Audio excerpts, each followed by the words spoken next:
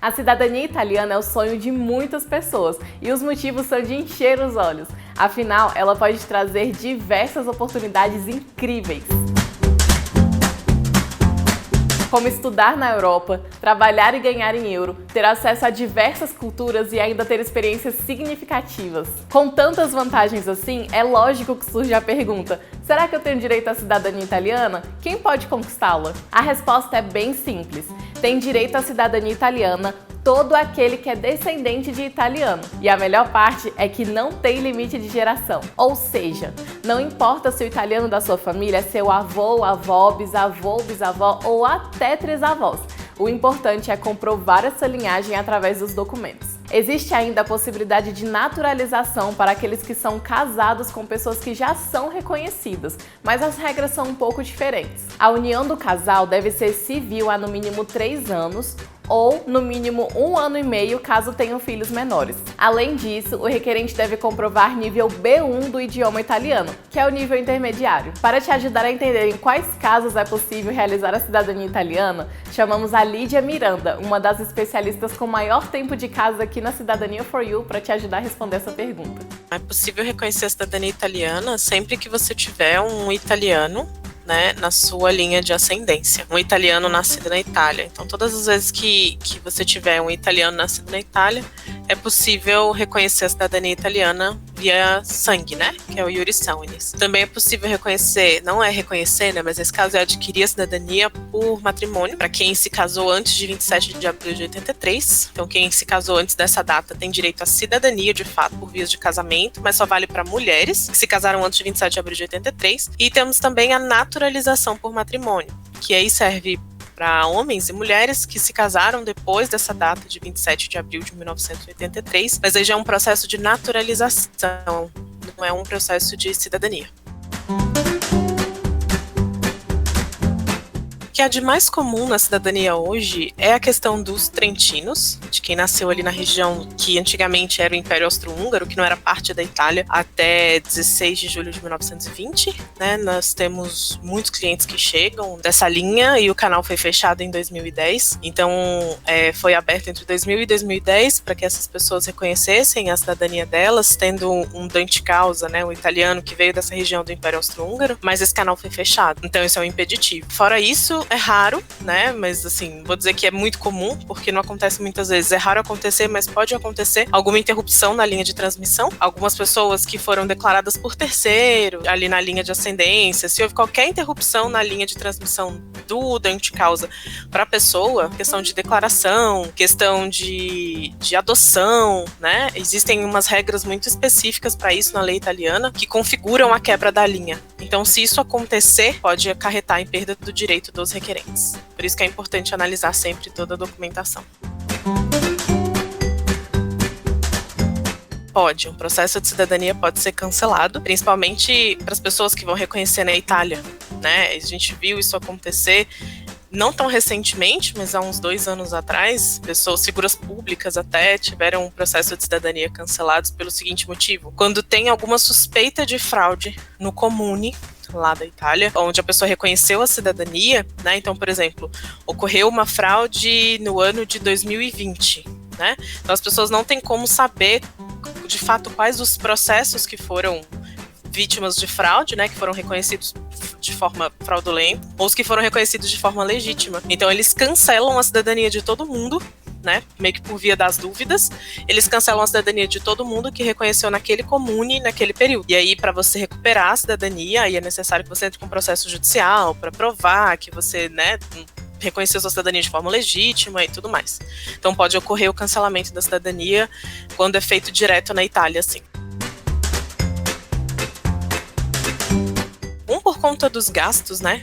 Hoje em dia o euro está muito alto, então não é nem sempre é viável para todo mundo o reconhecimento na Itália. Outro porque não é muito confiável, em termos de que a lei italiana diz que você tem que reconhecer a sua cidadania de acordo com o seu domicílio, né? Então, muitas pessoas vão para a Itália não para estabelecer domicílio, né, mas para passar férias e tirarem a cidadania.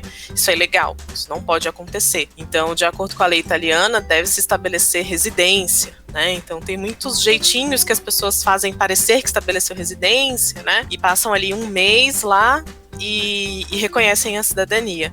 Isso pode dar certo, algumas pessoas conseguem, mas pode dar muito errado. Pode cair nessa questão do cancelamento, então se descobrem que houve alguma irregularidade, cancela não só a sua cidadania, mas como a cidadania de todas as pessoas que reconheceram ali no mesmo período que você. Então acaba acarretando em perda para outras pessoas também que não tem nada a ver. E é um processo muito mais oneroso, é um processo muito mais caro, né? Você precisa viver em euro na Itália aí por 1 mês, 2 meses, 3 meses, não é nada muito certo. Legalmente não é certo quando o Vigili vai passar. Então, o Vigili pode passar em 1 semana, como ele pode passar em 6 meses. Então, você tem que ter todos esses custos, fora os custos do aluguel da moradia, né, de alimentação, manutenção, né, da sua estada lá. Então, sai muito mais barato e muito mais seguro fazer o processo pela via judicial, porque a pessoa não precisa sair do Brasil e é um processo 100% legal, né? Não corre o risco de cancelarem nem a sua cidadania, nem a cidadania dos outros no meio do caminho. A naturalização, ela é uma concessão do governo italiano. Quando a pessoa é naturalizada italiana, ela é naturalizada por meio de um decreto. As naturalizações hoje são muito comuns na questão do matrimônio. Então, como que funciona o processo de naturalização por matrimônio? Você entrega os seus documentos, entrega antecedentes criminais, uma série de documentos que eles pedem, eles analisam, né? Então, eles podem deferir ou não a sua naturalização, né, a sua cidadania, e depois disso é emitido um decreto, né, de cidadania para a pessoa que faz essa naturalização. E ela passa a ser cidadã italiana a partir do dia seguinte ao juramento. É necessário fazer um juramento no consulado.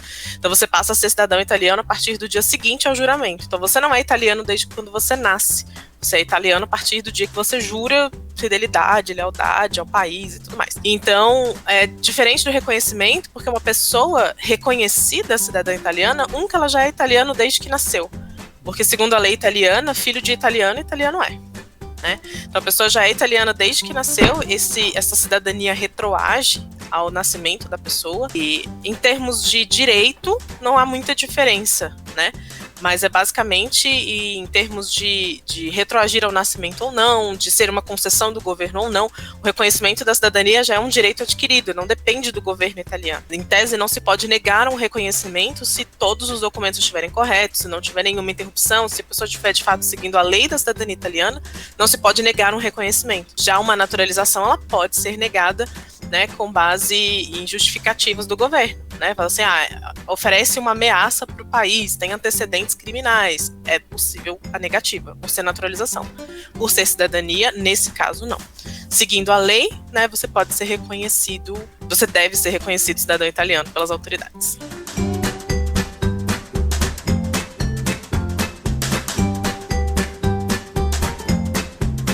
O B1, ele é o equivalente ao nível intermediário 1, né, na língua italiana. Porque lá na Itália eles usam um quadro europeu, um comparativo, né, dos níveis. Então por isso que fala B1. Tem o A1, A2, B1, B2, C1 e C2. O A1, né, a parte A é a parte do básico, a parte B é a parte do intermediário e a parte C é a parte do avançado. Então você pode ter de B1 para cima, né? Não necessariamente precisa ser só o B1. Então, como funciona? A pessoa ela pode estudar em casa, tem gente que às vezes não estuda, já morou na Itália, já sabe que tem um certo nível de proficiência na língua, então faz só fazer a prova. É uma prova de proficiência, como qualquer outra prova de proficiência em qualquer uma das línguas, né? Que são muito comuns, principalmente para quem fala inglês, para falantes de inglês, que vai migrar para países falantes de inglês, né? Então, é muito comum terem essas provas. Existe também para o italiano. Como funciona? O requerente ele pode estudar italiano ou não, né? Ele não necessariamente precisa estudar italiano na instituição que aplica a prova. E aí ele precisa eleger uma das instituições que aplicam essa prova na cidade, né, onde seja mais conveniente para a pessoa, e realizar a prova.